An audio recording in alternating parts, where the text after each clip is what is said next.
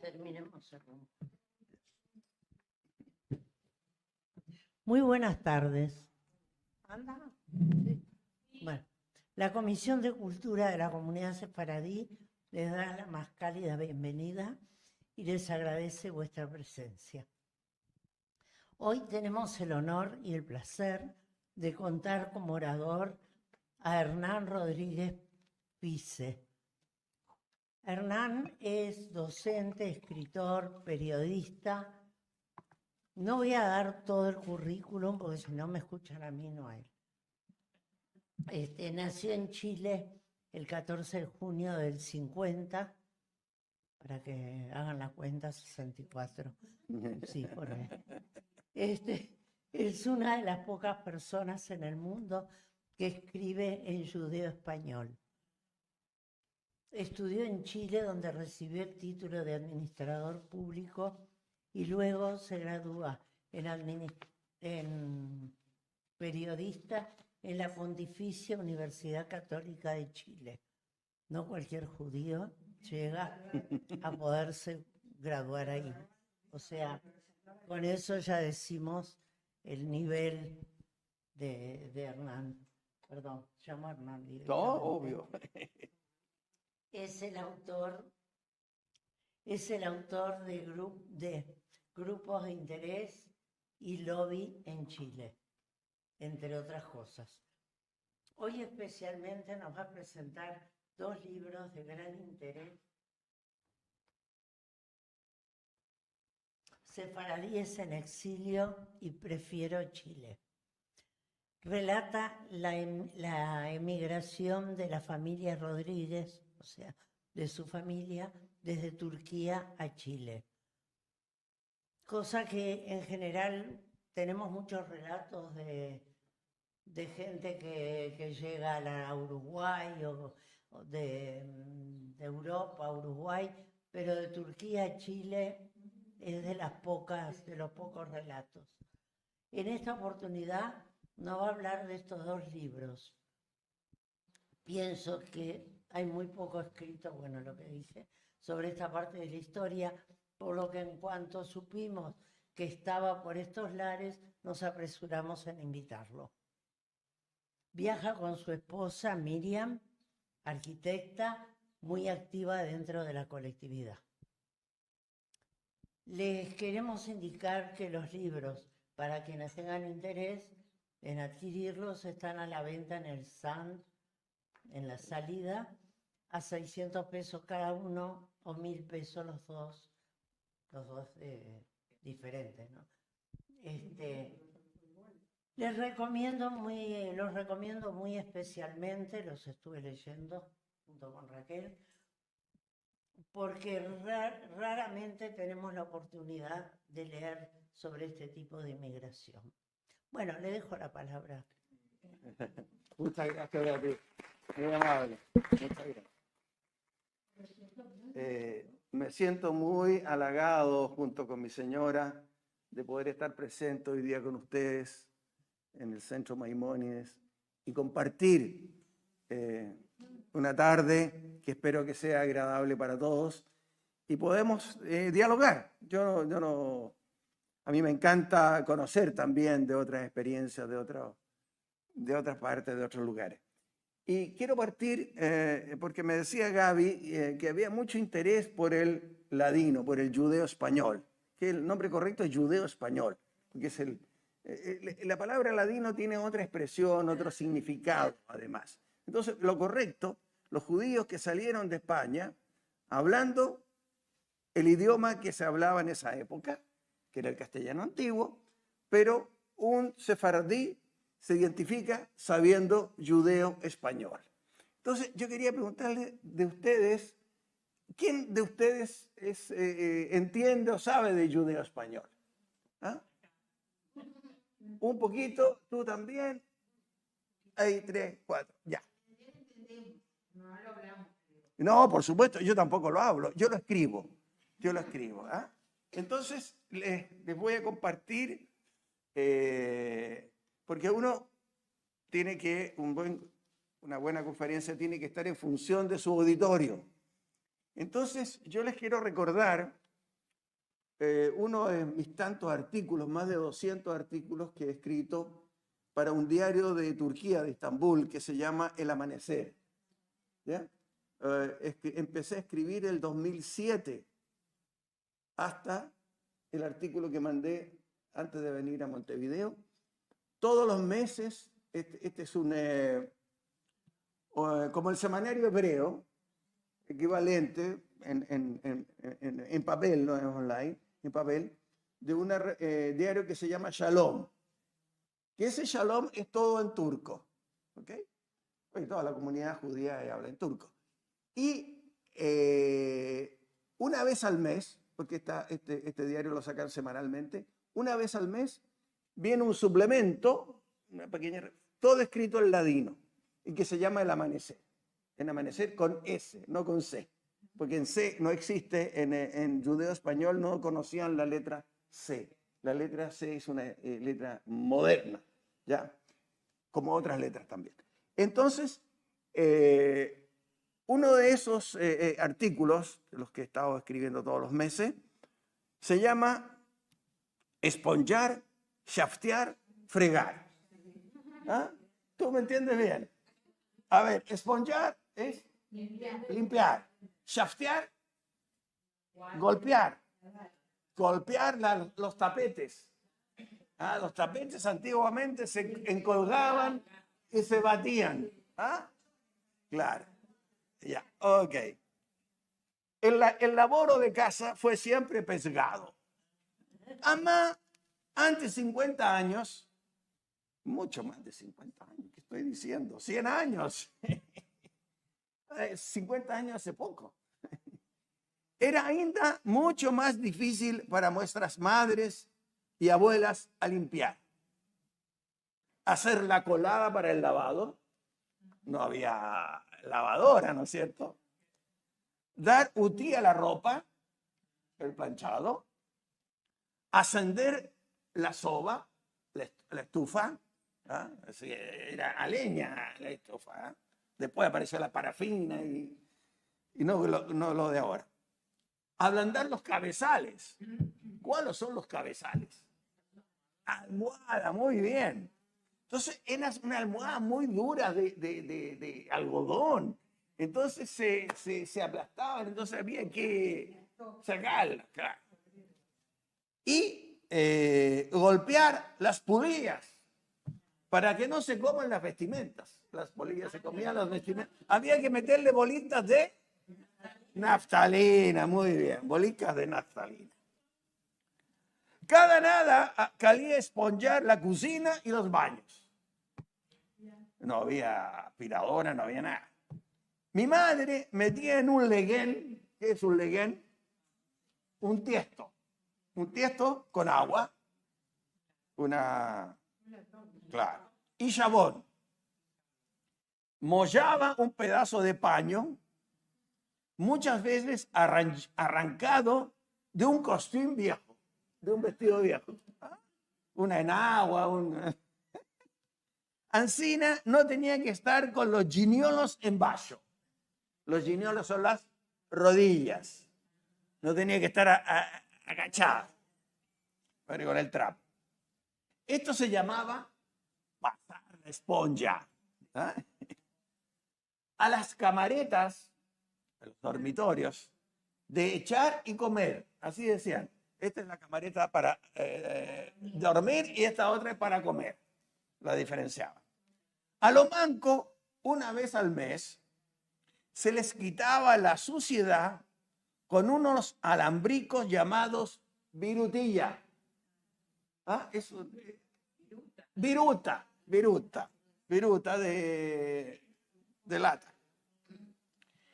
Se empullaba debajo del calzado de un pie y se pasaba de para atrás y para adelante, para atrás y adelante.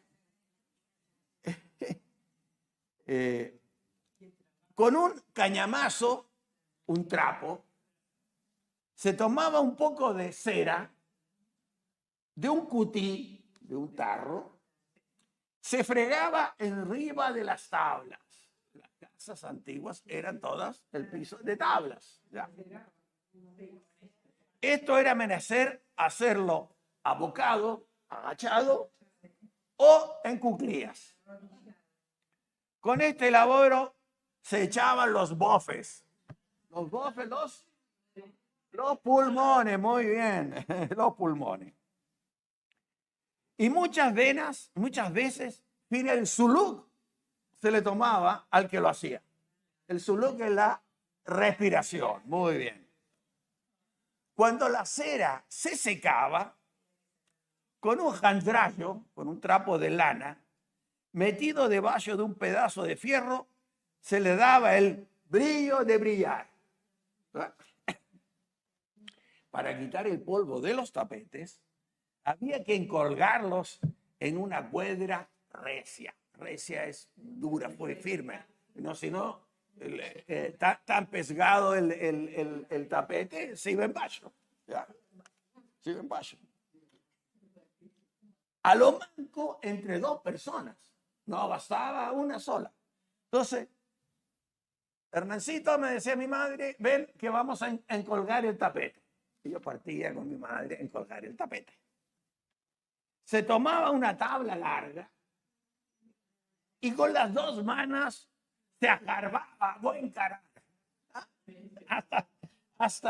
Y salía el polvo. Uf. Este laboro era un poco más colay de hacerlo si se moraban en el primer cat de un departamento, en el primer piso de un departamento. Era más fácil, porque había, siempre el primer piso tenía un patio, ¿no es cierto? El patio del primer piso. Además, si se estaba en los étages de más arriba, eso viene del francés, el étage, ¿no es cierto? Hay muchas palabras en ladino que ha incorporado el francés. Calía ir ante cada vecino para decirles que no encolgaran ropa porque le iba a caer la suciedad del chapteado de tapetes. Mi madre me demandaba ir a los apartamentos que estaban en los etages de más abajo del nuestro y les decía, por favor, no metan vestimentas a encolgar hoy en las de mañana. Se le van a hacer preta capaceta. Preta capaceta. ¿Has escuchado esa expresión? Preta capaceta. En negro, se le va a hacer muy sucio. ¿Sabes qué pasa? Hay algunas personas acá que somos asquinazí y entonces hay palabras que no... Bueno, por eso la estoy explicando toda. Mi madre va a quitar el polvo de los tapetes. Muchas merci. Eso le decía yo a los vecinos. En una ocasión, un vecino del batimento no metió cudio. Cuidado. Las camisas blancas que tenían encolgadas se hicieron pretas. ¡Barbinam! ¡Barbinam! Y de antes que hablara una cosa, mi madre se las demandó para lavar. Los cabezales para dormir tenían plumas adentro. No era de espuma como ahora, sino que de pluma. Pluma de ganso. ¿Ah? Y que no tuviera la punta muy filuda. Porque si no se te metía en la oreja. Ya. Los cabezales, después de un tiempo, se hacían duros como el mermer. ¿Qué es lo que es el mermer? El mármol. Duros como el mármol se hacían los cabezas. Muy duro, una almohada de piedra. Y el Ben Adam, la persona, no se dormía bueno. Había menester de abrirlos, quitar las plumas, menearlas en el aire, y después a recogerlas para de nuevo a su lugar. Si el que hacía este hecho le venía el sarnudo, el estornudo, la alergia, claro, o asoplaba mucho en hablando, ¿ah? mucha conversa, se iban las plumas. Se volaban, y era menester apañarlas. Una por una. Presto, una vez encalladas en el almohadón, había que tomar hilo y aguja para dar costura al lado abierto del cabezal, de la almohada. Cuando las camas estaban hundidas, aplañadas por el uso, y el B, la espalda, se hacía en dos al que se acostaba, que así, ¿verdad? Venía otra labor. Los colchones tenían adentro pedacitos de lana. Claro, estopas de lana. No como ahora que son de sintético. Había que quitarlos y abrirlos uno por uno. Para más después que tomaran el haber, había que dejarlos ventilando. Quién sabe qué suciedades o cosas acontecieron ahí. Guardarlos y dar la costura de nuevo como los cabezales. Cada nada dolachaba, pasaba, caminaba por la calle, un hombre que echaba este grito: estilos somieres, estilos somieres. ¿Ah? ¿Lo escucharon alguna vez? ¿No? Tenía un sonete, un tonete, y claro, colchonero, claro. Y decía estilo los somieres.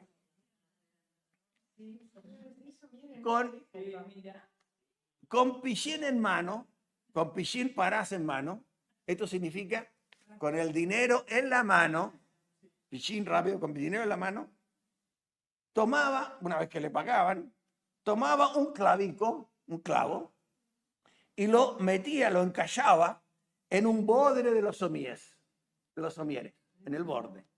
Y le daba muchas vueltas y giros, fina, hasta que los alambricos se hacían duricos. Y quedaba estirado el somier. Quedaba estirado el somier. Ahora la cama quedaba pronta con el colchón arriba del somier.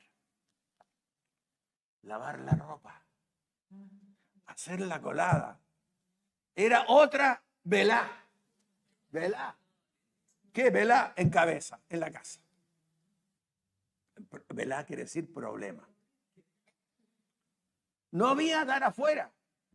No había lavandería, tintorería, eso no existía. Y menos máquinas de lavar y de secar. Nada. La noche de antes del lavado, mi madre dejaba en remojo la ropa que estaba con más suciedad, para que después fuera más fácil sacarla. En la de mañana tomaba una furcha, una escobilla, un pedazo entero de jabón. Antes no había polvo. El jabón venía en barras. ¿Verdad? Y se lo fregaba la ropa que estaba remollada. Las manos le quedaban coloradas, en veces aufladas, hinchadas, y en ocasiones con llagas, con heridas. Para secar era un otro marafet, una otra preocupación. Las sábanas eran de cotón, de algodón, muy pesgadas, no como ahora que son de tevinil, son de livianicas. Muy pescadas. Y cada nada se caían, se arrancaban de la cuadra donde se encolgaban. Porque eran pesadas, entonces muy común que el cordel donde estaban colgados se cayera, se encolgara. ¿Y qué ocurría? Claro, pero primero escorcharon la palabra, se enchulaban, se embatacaban, se ensuciaban, se embatacaban, se enchulaban. Son palabras en ladino, enchularse, embatacarse. ¿Ya? Si en el día del lavado salió sol, se podía secar la ropa, y se recogía en la tarde para dejarla pronta para el puti. Cuando no abastó el sol para el secado, había que continuar adentro del departamento con la soba, con la estufa, para que se secara. En lo actual también lo hacemos. Sí, claro. ¿Qué acontecía cuando la comida, qué acontecía con la comida antes del invento del refrigerador, del Frigidaire? ¿Qué acontecía? Se mercaban unos grandes pedazos de hielo, bus se dice en ladino, bus de hielo, y se guardaban en una hielera. Una grande cutí, una gran caja de tabla de madera con pedazos de latón por dentro. Lata, ¿no? Lata por dentro. El guisado se aparellaba y se comía en vista, de inmediato. No había guardar la comida para el día siguiente porque se agriaba, se echaba a perder, se perdía. O sea, lo que se hizo había que comerlo, si no había que echarlo al shop. Shop es la basura, al shop. Quería ir casi todos los días al charchí o al bacal. El mercado y el bacal, el almacén. Charchí, mercado, bacal, almacén. Para que las cosas de comer no se pongan añejas, bayat, bayat, no se hagan bayat, añejas. El kasab es el carnicero. El carnicero que vendía la carne en nuestro barrio, en Santiago, tenía un tefter, un cuaderno, donde anotaba de día en día lo que le mercaba a cada uno. Y a la fin del mes recibía el pago por todo. Claro, llevaba la libreta con lo que se consumía y se pagaba mensualmente. Vino la invención de las licuadoras y se le pudo tomar la sabor a la leche misturada, mezclada con banana o frutilla o qué sé yo. ¿Ah? Cuando estuvimos residiendo en un apartamento sin calorifer central, calorifer en francés significa calefacción. Cuando había calefacción central, toda la familia tenía un grande trabajo en la casa. Había que tomar muchas ridomas. Ridomas son grandes botellas, bidones, muy bien, gracias, bidones, y llevarlas a una estación de servicio para mercar, para comprar la parafina, ¿ya? Para queroseno, muy bien, queroseno. Estábamos a pocos punticos del lugar, a poco distancia del lugar donde la vendían, y se debía llevar a donde se topaban y de vuelta, pesada, muy pesada, con veneno. Después venía otro problema, otra vela para encender la estufa. Quitaban un olor muy negro. Cuando la estufa se parafina al principio, ¿no es cierto? Cuando se encienden y cuando se apagan, sale un terrible olor. Hasta que se inventaron hace poco las Toyotomi. Se debía esperar con las ventanas abiertas a fin de que se iba. En los inviernos muy helados, las camas se hacían busaná, muy frías. ¿Ah? Incluso uno sentía como que si estuviera mollada. había que calentarlas con bolsas de agua. Que en bolsas de agua en ladino se dice bouillotes. Como en bouillot, como en francés. Bouillot. Con agua caliente. También se planchaban, claro. Medio trabajito, ¿ah? Qué trabajo, qué trabajo. Bueno, si los cuchillos y las tijeras, con esto termino, dejaban de cortar, era menester de afilarlos. En ladino se dice aguzarlos, afilarlos. Por la calleja pasaba un hombre con una máquina artesanal, fraguada como nada por él mismo y trabada por pequeñas ruedas. Y gritaba, ¡afilo cuchillos! Y salían las mujeres de la casa con las tijeras, con los cuchillos, para que se lo afilara. ¿Ah? En el buen sentido de la palabra. ¿Ya? Bueno, a mí me encantaba mirar esto porque cuando metía el cuchillo en esta rueda, sacaba chispas. Parecían fuegos artificiales. ¿Ah? Se parecía a fuegos artificiales. Bueno, aquí está, hasta acá le dejo esta parte del ladino que me pidieron especialmente que les compartiera. Y ahora me voy a referir a los libros que les he traído para presentarlos. Se dividió la presentación en dos aspectos.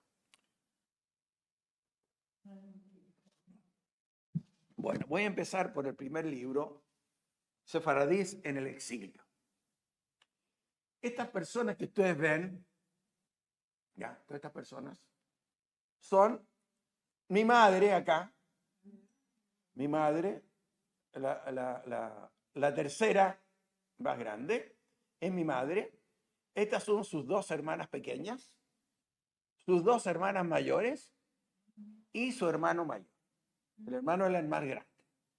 El tío Albert, la tía Becky, la tía Terry, Fortuné, mi madre, Leila y la menor Idika. Si alcanzan a ver, van en una barcaza, en un barco, desde Estambul a la isla de Biúcata. Es una isla, hay 3 islas en el Bósforo, y una de las más importantes es la Biúcata, donde es una isla, nosotros tuvimos la suerte de conocerla con Miriam en un viaje. Es una isla donde no hay automóviles. Entonces, mi abuela llevaba a toda la familia a veranear. Ellos tenían casa en el Bósforo, en Estambul, pero también se tomaban 3 meses en la isla de Biúcata de vacaciones. Y mi abuelo, que tenía un negocio en el mercado de las especias, viajaba, eran en media hora, 40 minutos, y se iba al Charchi, al mercado, en la mañana y regresaba en la tarde, mientras la familia estaba disfrutando sus vacaciones. ¿Eh? Acá abajo de este libro ven que hay unas especies. Bueno, mi abuelo, Eliezer Fish, tenía en el mercado de las especies de Estambul un negocio donde vendía al por mayor y por menor especies. Clavo de olor, pimienta, ají de color, orégano, etc. De hecho, el libro parte así. La primera línea le voy a leer. Don Eliezer Fish levantó la pesada cortina de metal del almacén de su propiedad, situado en el mercado de las especies de Estambul. Tarea que habitualmente efectuaba antes de las 7 de la mañana. De este modo, daba por iniciadas las ventas por mayor del amplio surtido de mercaderías disponibles en el local. Tenía el apoyo y la colaboración de 3 empleados que se dedicaban a la comercialización, al menudeo, mientras que él atendía a los grandes mayoristas. Una vez que el dueño abría el local, desde su interior salía una variedad de olores acumulados durante la noche. Pimienta, clavo de olor, cardamomo, orégano, entre otros, lideraban la precipitada fuga atrayendo a la clientela, porque eran olores muy, muy gratos. No era necesaria ninguna publicidad adicional que invitara a los compradores a adquirir aquellos productos que hacían la delicia de la comida turca. Aquella mañana de marzo de 1930, don Eliezer Fise se vio obligado a hacer un esfuerzo adicional para poder comenzar las actividades matinales del negocio. A los 46 años, estoy hablando todo esto de mi abuelo, gozaba de espléndida salud, tenía un cuerpo atlético, medía 1,83 m y se alimentaba saludablemente con una amplia variedad de verduras, frutos secos y diferentes tipos de pescados provenientes de los mares Egeo, Mediterráneo y Negro. Desde muy pequeño fue gran nadador. Casi a diario se desplazaba una buena cantidad de metros en el Bósforo. Después de bajar las escaleras que daban al mar, desde la casa que ordenó construir para su familia en el barrio de Yeşilköy. Ese barrio hoy día, los que han ido a Turquía, está el aeropuerto. El aeropuerto de Atatürk, demolieron todas las casas, por allá por el año 60, 1960, por ahí, y se hizo el aeropuerto. Las dificultades por las que estaba pasando aquel día era producto de haber permanecido despierto toda la noche anterior. En la cabeza le daban vueltas una y otra vez el contenido de la carta enviada desde el colegio donde asistía Esther, la segunda de sus hijas, y que Raquel Cohen, su mujer, le había leído.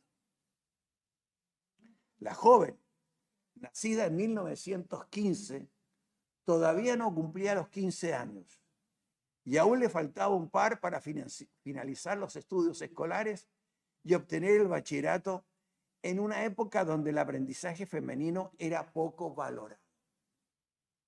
Y no habían escuelas en general para las mujeres. Y los judíos, que le daban, por supuesto, mucha importancia a la educación, la única posibilidad que tenían era ponerlas en el único colegio que existía en Estambul, que se llamaba Notre Dame de Sion. Notre Dame, y fue creada en Francia por una organización religiosa católica. ¿Ya? Bueno, tienen que leer el libro para saber lo que le pasó a Esther. ¿Ya? Bueno, este libro es la biografía de toda mi familia materna, que le sucedieron muchas cosas. En muy resumen, porque disfrutan el libro, el tío Albert en 1935 hizo aliá a Palestina. ¿Ya? Y allá estuvo y participó de la independencia, estuvo en la Ganá, ¿ya? En la independencia de Israel. ¿Ya? Y bueno, a él le sucedieron cosas que yo relato acá. La segunda, la mujer mayor, Becky, también ella se fue a vivir con un millonario judío, se fueron a vivir a Egipto, al Cairo. Entonces ahí relato cosas que suceden en Egipto, el Cairo. La otra, ya van a leer la historia, no les quiero contar qué sucedió con ella, la que estaba en Notre Dame de Sion. A esta no le pasó nada porque ya había terminado de estudiar en ese colegio. Mi madre la sacaron de ese colegio y no pudo terminar de estudiar.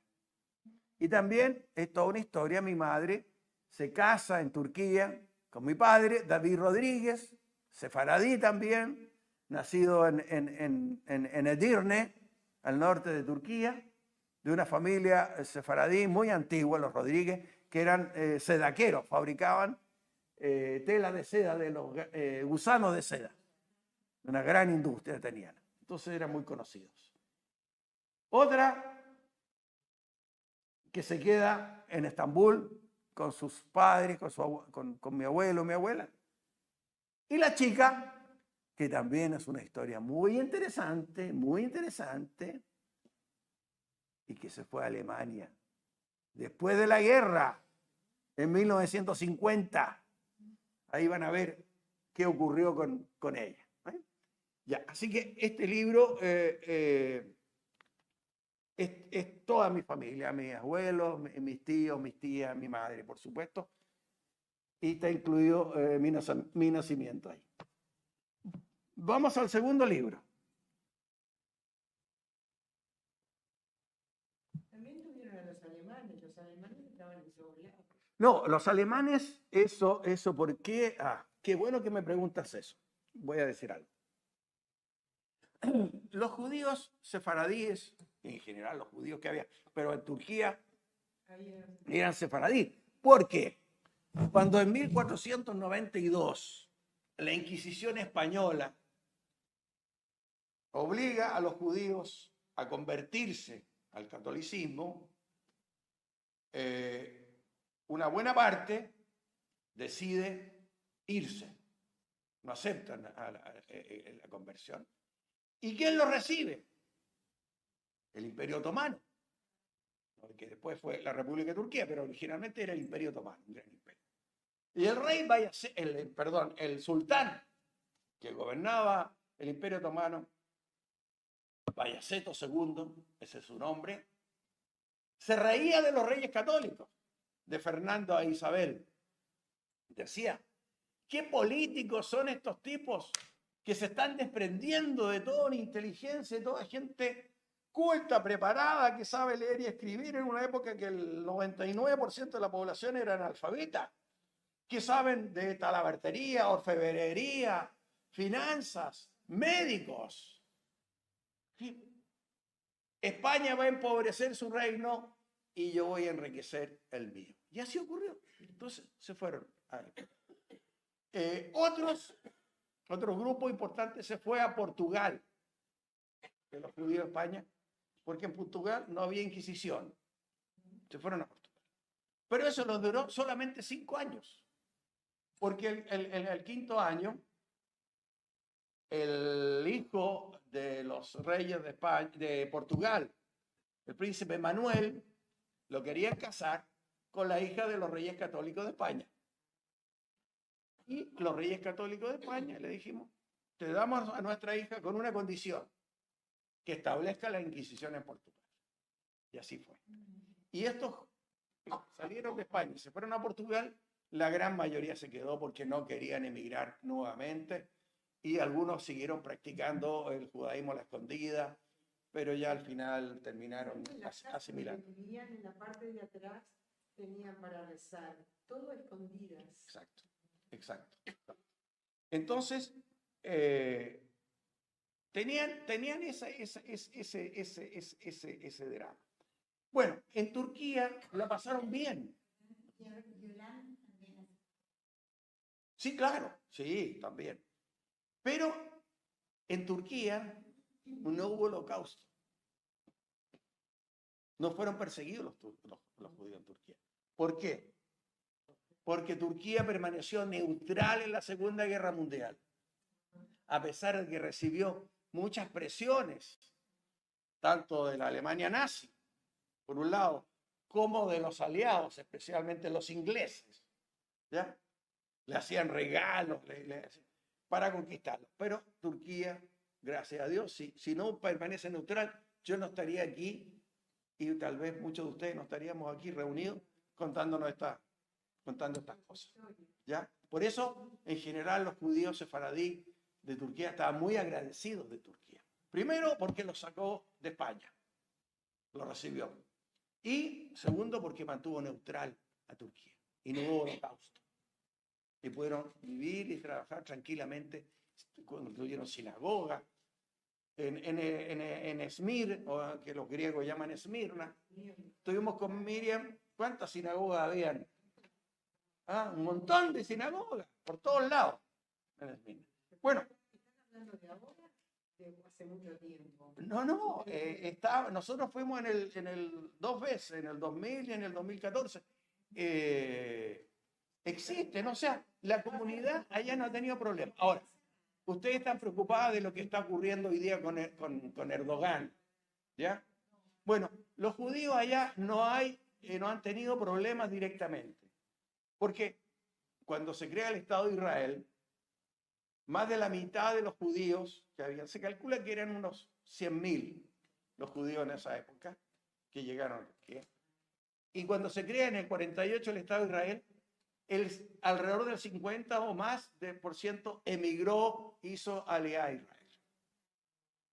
Mi padre, como tenía el cuñado en Israel, el que le mandaba cartas y le decía, vente a Israel, vente a Israel.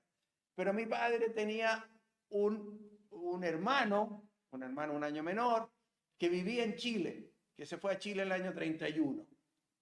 Y le mandaba cartas y le mandaba fotos, le decía, vente a Chile, aquí estamos en Ganede, estamos en el Ganede. Le mandaba fotos, esquiando en los volcanes, bañándose en los lagos, disfrutando del mar, el casino de Viña del Mar. Y tenía trabajo y ganaba dinero, entonces, hasta que al final yo creo que mi padre se mojó el dedo, dijo, a ver, Israel, Chile, y optó por Chile. Ya. Bueno, entonces, los que quedan hoy día, son gente de mucho dinero, muy poderosos. Son dueños de la compañía de electricidad, son dueños de la compañía de gas, son dueños de la fábrica de papeles, ¿ya? Son dueños de hoteles grandes, o sea, son intocables. Están bien. Últimamente Egipto e Israel, Turquía e Israel estaban en paz. Muy paz. De hecho, Turquía le compraba, yo creo que le sigue comprando armas a Israel. Una cosa son las declaraciones y otra es la realidad. Bueno, volvamos a mi reciente libro, ¿ah? La Habana cautivante. Dime.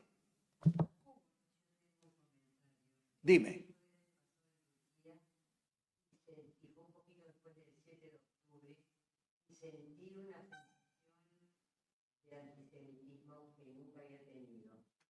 Es decir, yo fui en un grupo, en un ómnibus, y cuando ahora tú mencionaste que después de la independencia de Israel se fueron muchísimos judíos, yo cuando estábamos pasando por Esmirna, lo comenté, que bueno, cuando el guía hablaba de todo, uno estornudaba y decía salud.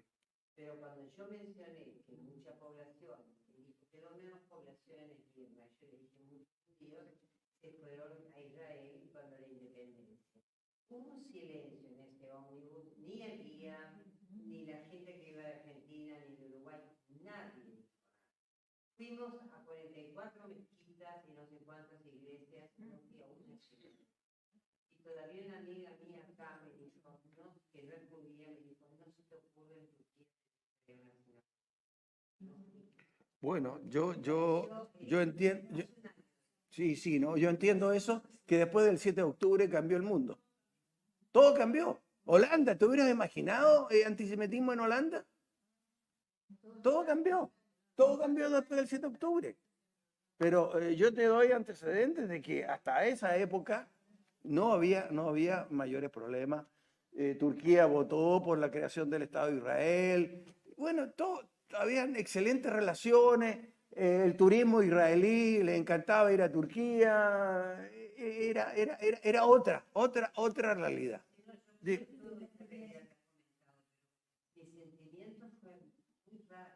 Sí te comprendo, pero esto fue a partir de ahora, o sea. Hace 10 años atrás, estábamos con mi esposo en un crucero, el crucero llegaba a Estambul, y en Estambul ya teníamos pasajes de Estambul a Tel Aviv. Un amigo, muy amigo nuestro, el doctor Víctor Sarasky, nos llamó y nos dijo que no bajáramos en Estambul, que no tomáramos avión en Israel porque había problemas en ese momento, estoy hablando hace 10 años. Entonces lo que tuvimos que hacer fue bajar en el punto anterior que paró el crucero en Creta perdimos el vuelo ese porque no nos llegó a Estambul, no lo hicimos. Y en Creta compramos un vuelo de Creta, Zapata de la. Eso fue En ese momento había problemas. a ti te tocó el 2014, cuando una patrulla israelí le disparó a un barco con terroristas. Eso fue justo ahí. Eso es lo que estoy corriendo. Bueno, eso se solucionó después. ¿Ah? Ya no me quedaron ganas. No, eso se solucionó y se llegó a un acuerdo. Se indemnizó a una cantidad grande de dinero y quedó arreglado y no hubo problema hasta ahora de nuevo. Pero yo estoy hablando de antes de todo eso, ¿ya? Así que, claro, las cosas van teniendo su dinamismo, claro que... Bueno, en el caso de este libro, bueno, ¿cómo surgió este libro? Les voy a contar la historia, cómo surgió esta La Habana Cautivante. Yo de pequeño escuché que por el lado Rodríguez, mi abuelo, Isaac Rodríguez, era el mayor de 5 hombres y una mujer. Totalmente al revés del caso por el lado de mi madre. El mayor, mi abuelo, Isaac, Abraham, Menahem, el otro no me acuerdo, Elisa, una mujer, esa se fue a Buenos Aires. Se casó con un Ben mayor y se fueron a Buenos Aires y allá tenían una fábrica de calcetines, algo así. Y del menor solamente se había escuchado que se había ido a Cuba a los 20 años. Joseph Rodríguez Danone, porque también están emparentados con los yogur Danone, la marca Danone. Entonces, y nunca más supieron de él, ¿ya? Se había ido a Cuba. Bueno, nosotros estuvimos con Miriam en La Habana en el 2017, después que había ido Obama, después que en el 2015 había muerto Fidel Castro, y se restablecieron las relaciones diplomáticas con Estados Unidos y Cuba, y empezaron a llegar miles de turistas. De hecho, nosotros con Miriam nos alojamos en el hotel Ambos Mundos, que es un hotel que está en el centro de La Habana. Nos quedamos solamente en La Habana, una semana completa. Ambos Mundos, se llama un hotel antiguo, donde se alojaba y escribía Ernest Hemingway, el gran escritor norteamericano. Entonces, la pieza en el hotel de Hemingway la tenían convertida en museo. Y llegaban, hacían filas enormes y pagaban los turistas por entrar a la pieza de Hemingway y ver su máquina de escribir que estaba en un altillo. ¿Por qué? Porque Hemingway escribía de pie. ¿Por qué escribía de pie? Porque tomaba mucho. Entonces se mantenía a poder escribir, pues si no, se iba a quedar en la silla dormido. Bueno, entonces llegaba mucho turista y ansiosos por conocer, nietos de cubanos que habían salido en la década de los 60, etcétera, etcétera.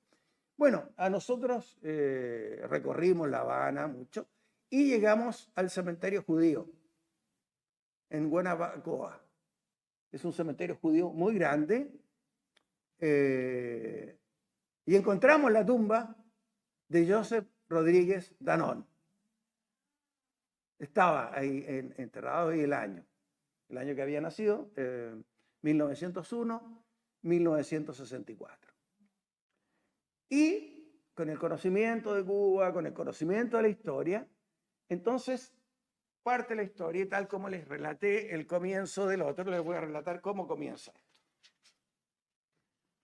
Joseph Rodríguez Danone emigró a La Habana a mediados de 1921, procedente de Estambul.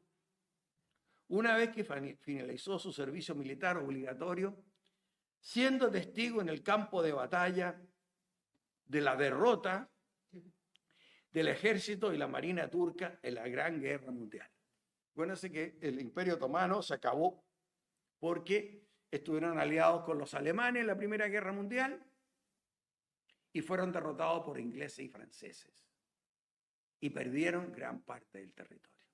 ¿Qué es lo que perdieron? Y eso nos vincula de inmediato a nosotros los judíos, este hecho de trascendental importancia. Al ser derrotado el Imperio Otomano, los ganadores, ingleses y franceses, se quedaron con una buena parte de los territorios que ellos dominaban. Palestina, y toda la parte palestina se quedan los ingleses, y lo que era Siria, y se quedan los franceses. Y lo que es el Líbano, después se crea el país del Líbano. Toda esa zona, los franceses. Y los ingleses, ustedes recordarán, la declaración Balfour, el canciller inglés, prometió que en el 1917, una vez terminada la guerra, en Palestina, los judíos iban a tener su hogar nacional. Eso prometieron los ingleses.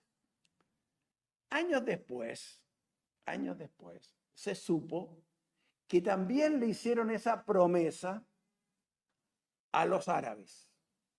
Los árabes combatieron contra los turcos. Eran enemigos. ¿Ya? Lawrence de Arabia era un espía inglés con los árabes. Y terminada la guerra, en 1922, la guerra terminó el 18, en el 22, ¿qué hicieron los ingleses? Todo esto era, hagamos cuenta que todo esto es Palestina. ¿Ok? Las 3/4 partes de esta mesa se la dieron al rey hashemita de lo que es hoy día Jordania. No existía Jordania. El abuelo del actual rey jordano le dieron todo esto. Y quedó este pedacito. Este pedacito, ¿no es cierto?, que los ingleses era el mandato británico que se llama. Hasta que en el 47 dijeron, goodbye, nosotros nos vamos, que Naciones Unidas lo resuelva. Toda esa historia ustedes ya la conocen. ¿Ya? Entonces, afortunadamente, en los combates de trinchera en que se enfrentaron las tropas turcas, otomanas, aliadas con los alemanes contra los ingleses y franceses, resultó ileso. Pero psicológicamente quedó tan afectado por las verdaderas carnicerías. La Primera Guerra Mundial fue una carnicería espantosa. Gas mostaza, los combates en trinchera. Bueno, han dado una última película hace poco sobre es terrible lo que fue la Primera Guerra Mundial. Por las verdaderas carnicerías que sufrieron ambos bandos rivales.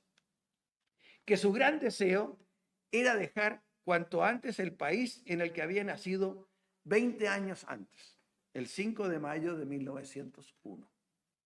Tenía la certeza casi absoluta de que nuevas guerras ocurrirían en Europa en un futuro cercano. Y no quería pasar otra vez por esta terrible experiencia de tener que matar a un ser humano para evitar morir a manos del enemigo. En Estambul quedaron sus hermanos Isaac, Abraham, Menahem y Jaim, todos mayores que él, y Elisa, la única hermana. Luego de casarse con Jacques Benbañor, emigró en 1919 a Buenos Aires, ciudad donde tenían un pequeño taller para la confección de calcetines. Todos los integrantes de la familia Rodríguez Dandón nacieron en Edirne, a la antigua Adrianópolis, la ciudad de Adriano, del emperador romano. Ciudad turca muy cercana a las fronteras con Grecia y Bulgaria, y se trasladaron a Estambul como consecuencia de las guerras de los Balcanes, la de 1912 y la de 1913. Por el mismo motivo, otras familias habían emigrado también, principalmente a ciudades de Francia, Estados Unidos y Cuba. Este último país, que había obtenido su independencia de España a fines del siglo XIX, fue la última colonia que tuvo España. Acuérdense que la perdieron en 1898, ¿ya? gracias a la ayuda de Estados Unidos, los cubanos se independizaron de España. ¿Ya? Colonia se había convertido entonces en un importante polo de atracción para los judíos sefardíes provenientes del Imperio Otomano, por dos razones. Principalmente por el idioma, pues podían comunicarse sin ninguna dificultad en judío español. Es la misma facilidad que tuvieron mis padres en Chile y los que llegaron a Montevideo, Uruguay, para poder comunicarse. ¿Ya? Fue una gran ventaja, disculpándome a los judíos askenazí, que no tuvieron esa ventaja, la tuvieron los judíos sefaradí y pudieron armar negocios y pudieron desenvolverse mucho más rápidamente. Y la segunda razón estaba determinada por las oportunidades laborales que había en la isla. Como consecuencia de la pérdida de su colonia, una parte significativa de los españoles decidieron regresar a la madre patria, abandonando puestos de trabajo y en algunos casos prósperos emprendimientos. Originalmente, algunos, la mayoría gallegos, asturianos y catalanes, entre otros, habían llegado a Cuba en el siglo XIX, confiando en regresar a España una vez que se hicieran millonarios en los ingenios azucareros y con las plantaciones de tabaco. En el caso específico del inmigrante Joseph, en la elección de Cuba como destino, influyó el hecho de que varios de los integrantes de la familia Bear, que eran también de Dirne, una gran familia como los Rodríguez, residían en la isla desde hacía bastante tiempo. Y gracias a la correspondencia que mantenían, estaba enterado de la enorme satisfacción que sentían al encontrarse trabajando en tierras cubanas. Uno de ellos, don José Bear, había instalado un taller de confección de calzados en La Habana con gran éxito. Luego de desembarcar de la nave que lo había llevado hasta La Habana y de presentarle sus papeles de identidad a las autoridades migratorias, tuvo también que mostrar la suma de $30, cantidad que se exigía para poder ingresar a Cuba y asegurar no ser un pordiosero. A quienes no llevaban esa mínima suma se los enviaba a un campamento llamado Tiscornia, donde tenían que permanecer hasta que un pariente, amigo u organización solidaria le facilitara el dinero. Para Joseph le faltaba cumplir con otro requisito para ser admitido en la isla: someterse a un examen de la vista para verificar que no estaba infectado de tricoma, una conjuntivitis contagiosa que podía llegar a causar la ceguera. Finalizados los rigurosos controles de ingreso en el puerto y al momento en que el funcionario encargado de la admisión le timbraba el documento pertinente, este le dijo en voz alta a uno de los policías que tenía a su lado: aquí tenemos a otro polaco que viene a fabricar zapatos a Cuba. Al oír eso, Joseph reaccionó inmediatamente y le respondió: no soy polaco, pero efectivamente vengo a trabajar para que los cubanos puedan comprar zapatos a 3 pesos el par. El peso era equivalente a $1. Y no a 20 o 30 como se los venden los fabricantes españoles. El funcionario y el policía se quedaron con la boca abierta al escuchar al inmigrante hablar en su misma lengua, pues suponía que era polaco y en la isla era costumbre llamar así a todos los judíos, los polacos. Bueno, en La Habana, en Cuba en general, pero en la mayoría de La Habana, en un momento habían 10.000 judíos, entre sefaradíes y polacos, ¿ah? Trabajando en industrias de confección, zapatos, porque todo eso estaba antes en manos de los españoles. Y ellos trabajaron y lograron vestir a los cubanos con buenos precios, mucho mejor que los chinos ahora, porque los productos eran de calidad, ¿ah? Eran de buena calidad. Bueno, entonces la historia está centrada entonces en este tío abuelo que va viviendo distintas etapas en Cuba, le tocó vivir la dictadura de Machado, le tocó ser testigo. ¿Se acuerdan del barco San Luis? El San Luis, que no permitieron que desembarcaran los judíos en Cuba, porque en ese momento el gobierno estaba fuertemente influenciado por los nazis. Los nazis ya estaban en el poder en Alemania y habían mandado gente a todos lados para influir en los gobiernos para que fueran sus aliados en la guerra que se venía, sobre todo Cuba, que estaba cerca de Estados Unidos. Alemania estaba convencida que tarde o temprano Estados Unidos iba a entrar en la guerra y necesitaban tener un aliado importante. Pero cuando cayó Machado y entró Estados Unidos a la guerra después de Pearl Harbor, el 7 de diciembre de 1941, Cuba estuvo obviamente aliada con los Estados Unidos. Pero ese periodo fue un incidente muy desagradable en que no dejaron, y el San Luis, ¿se acuerdan? Se tuvo que devolver porque además Estados Unidos le negó la visa, le negó la entrada. El presidente Roosevelt respondió que ya estaba acopada la cuota de inmigración. Y la gran mayoría murió en la Shoah, murió en el Holocausto. Salvo algunos que se bajaron en Inglaterra, pero los que se bajaron en Francia, los que se bajaron en Holanda, todo eso murieron. Bueno, entonces, después viene un periodo entonces nuevo de mucho conflicto, que es la dictadura de Fulgencio Batista.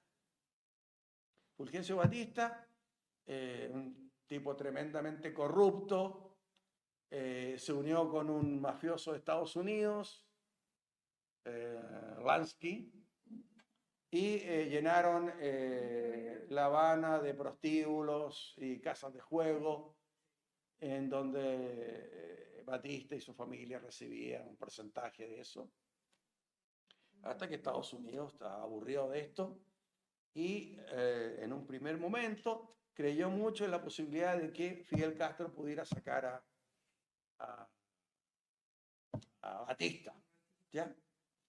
Bueno, tienen que leer el libro, que sí, viene la crisis de los misiles, ¿ya? Los cohetes que tenía la Unión Soviética instalados en La Habana. Porque ahí los americanos en política exterior cometieron un gran error, porque cuando vieron que Fidel Castro se estaba yendo a la izquierda, le dijeron, entonces no te vamos a comprar azúcar.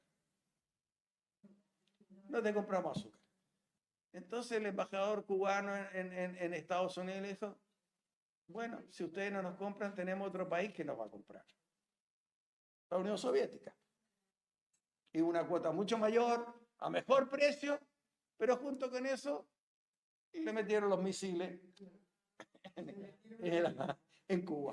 Así que bueno, van a disfrutar mucho el libro, así que lo lean.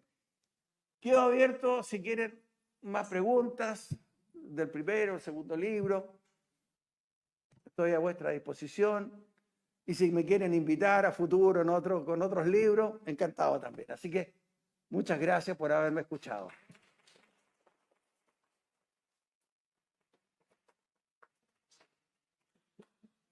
¿Ya? Bueno, los libros están... pregunta, perdón, sí.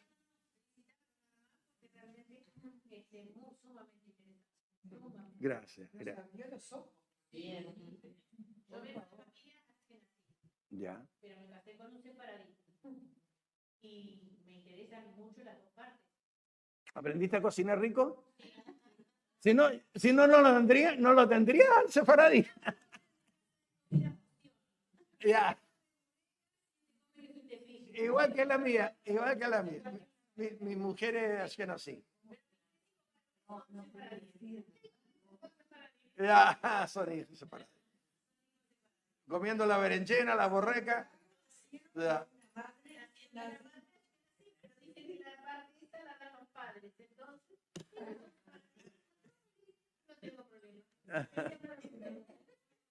Un poco quiero conocerlas a otras. Ustedes, ¿cómo te llamas tú, por ejemplo? Yo, ¿Sí? Victoria. Victoria, ya.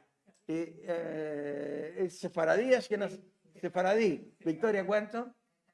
Catán. En Chile hay Catán. Catán y Catanela. Sí, hay Catán allá. ¿Y tu marido es sefaradí también? Sí, Ya. Cañas también hay en Chile. Sí, yo tengo un muy buen amigo de apellido Cañas. Muchos llegaron a La Serena y después, que es una ciudad al norte de Chile, y después se vinieron a Santiago. ¿Y tú? Raquel Catán Dobrzy. ¿Son parientes? Ah, va, ya. Es que nací. ¿Ustedes nacieron en Montevideo? Sí. Ya. ¿Y vuestros padres? No, Turquía. En Turquía. Sí, muy bien. ¿Y tú? Yo soy Marta Israel, sefaradí, casada con un sefaradí. También a Israel en Israel Catán. Mira, la familia Catán. Israel Catán. ¿Y tu marido? Mi marido Cava bien, era ¿Sí? ¿Qué apellido? Cava bien. Cavalier. ¿Y de dónde venía la familia? La familia venía de Turquía también. También, ya. ¿Y tú? Yo también, soy sefaradí de dos lados. Mi padre es Mir, mi marido es uruguayo, yo también. Me llamo Esther Arditi, mi marido... Arditi. Mi marido Bar Maimón. Arditi también hay en Chile. Oh, mucho. ¿Y por aquí? Está el grupo que nací por este lado.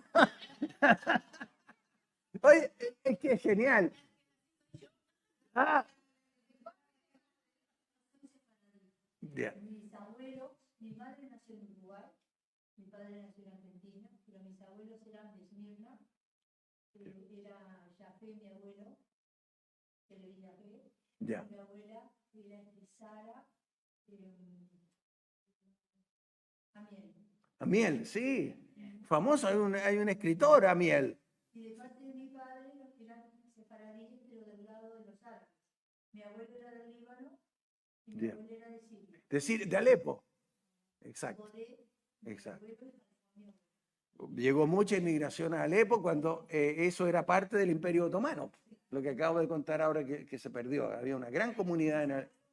De paternos hablaban de árabe, Ya, hablaban inglés, claro. francés y español. Mira, qué hermoso. ¿Ustedes?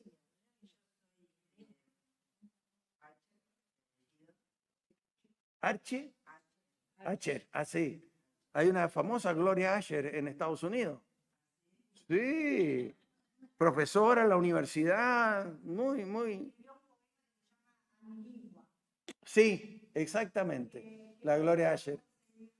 Muy bueno, tiene muchas cosas escritas en el libro.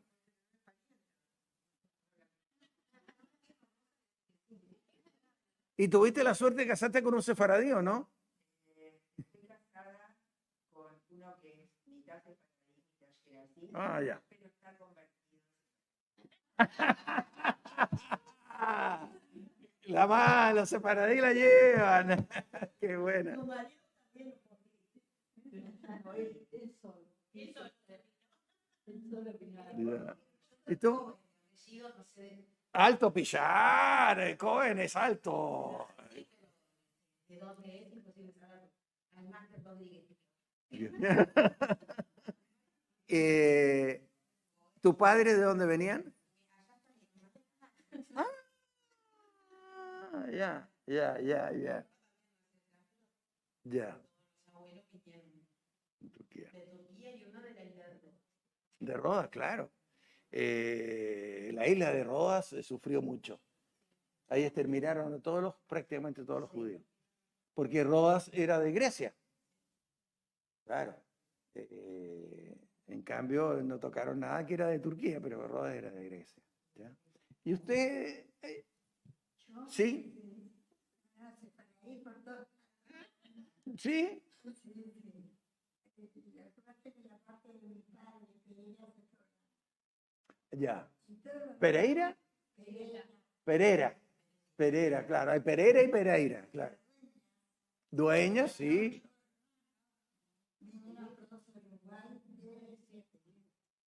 Mira, qué parecido a Chile, mire. Qué parecido. increíble porque tú preguntabas si sabíamos los que vinieron al Uruguay lo arreglaron un poquito, en vez de marcar, decían comprar. Ya. Mira, yo viví con ella una tía que les misma la llevaban a Estados Unidos. Ya. Así que era 1892. Tiene anécdotas. Cuéntala, cuéntala. Bueno, mi tía trabajaba, estábamos justo enfrente en Cambridge. Sí, sí, sí.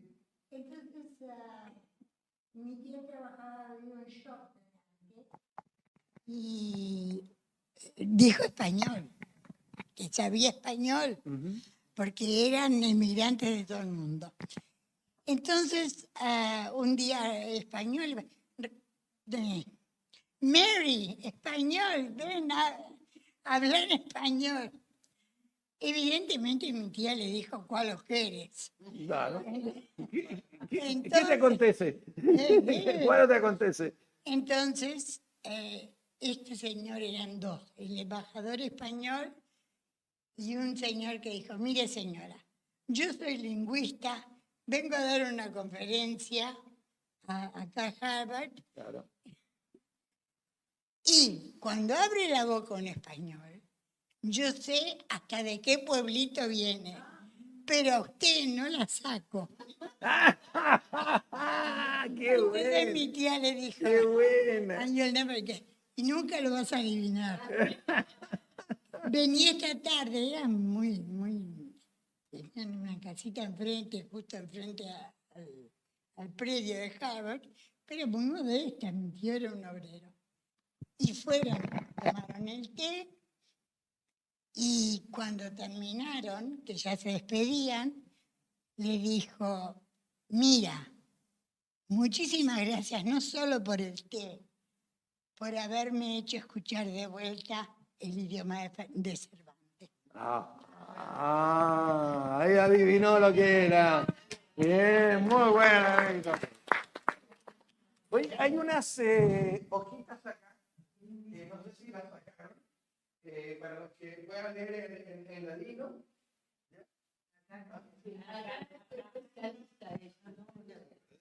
Aquí tienes Beverly.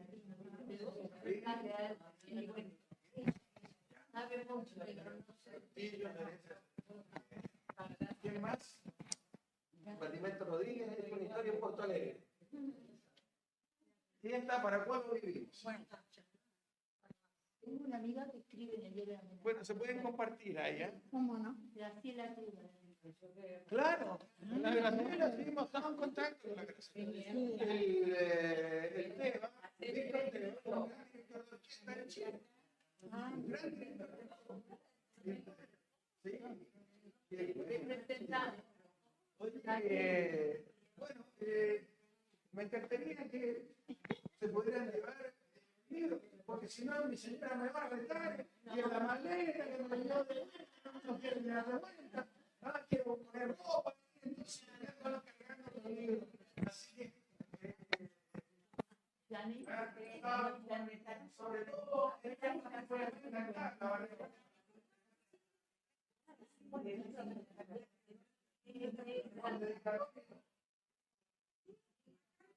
Tenemos acá una cuenta separadita.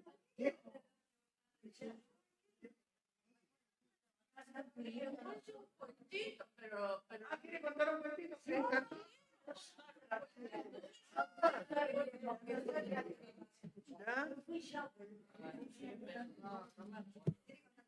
¿sí quiere contar un cuento? La obligaron, pero lo va a contar.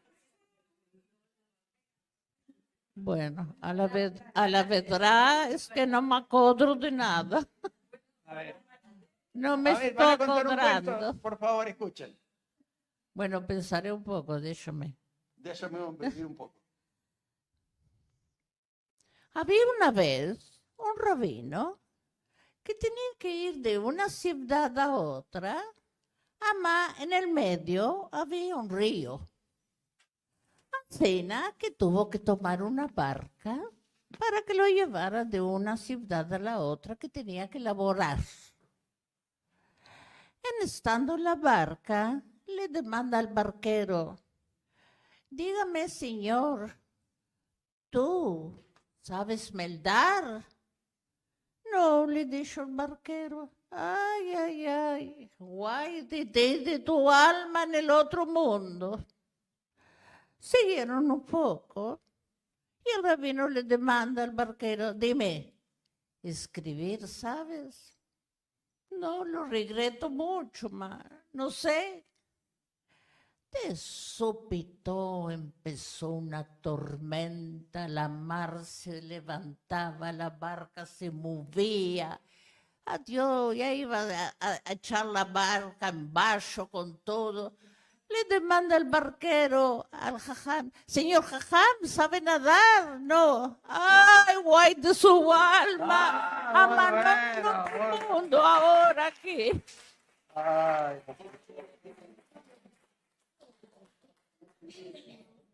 Queremos agradecer. Muchas gracias. Muchas gracias. Muy gentil. Muy gentil. Veo que quieren un bonus track ustedes. ¿Qué significa este arroz arrelleva mucho caldo? Este arroz arrelleva mucho caldo. Es cuando algo no está listo, hay que esperar, porque el arroz está listo cuando se consume el caldo. ¿Ya? ¿Conocen la expresión novia que te vea?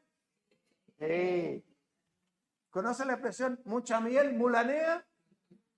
¿No? Cuando algo es alguien está muy meloso, muy pegote con la persona, muy encima, mucha miel, mulanea. Ir a la mar y no tomar agua. El que no encuentra nada, nunca nada, le dicen, oye, anda a buscarme el pullover azul, y viene con las manos vacías y no encuentra nada. Boca de habas. Boca de habas, las habas las conocen, ¿no es cierto? Es que habla tonteras, leceras. Meter fitil. Meter fitil, esa la conoce. Sí. Y un leño de baño, cabeza dura. Bien. Un fullido de la cuadra, un loco. Un loco quita 100. También. ¿Qué comió? ¿Qué le engidió?